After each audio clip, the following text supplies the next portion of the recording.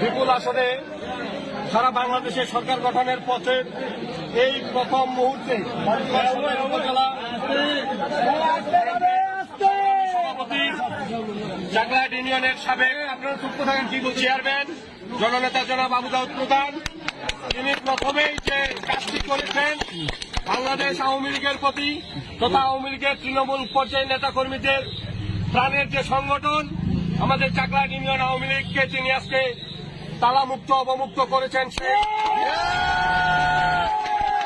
যারা এই দেশটাকে পাকিস্তান বানাতে চেয়েছিল, যারা বাংলাদেশের স্বাধীনতার পক্ষের প্রতিটি দলকে নিশ্চিহ্ন করার চিন্তা ভাবনা করে বাড়িতে অফিসে হামলা করে বন্ধ করে রেখেছিল, সেই অফিস আজকে প্রথমেই তিনি চাকলাহাট ইউনিয়ন আওয়ামী লীগ অফিস অবমুক্ত করলেন।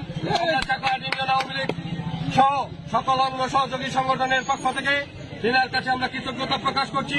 সেই সাথে আগামী দিনে যে কোনো মিছিল মিটিং আন্দোলন সংগ্রাম স্বাধীনতার সপক্ষের সকল উন্নয়নের ক্ষেত্রে আমরা না আওয়ামী লীগ না বিএনপি না জাতীয় পার্টি সকলে ঐক্যবদ্ধ হয়ে স্বাধীনতা বিরোধীদের পক্ষে থাকবো এবং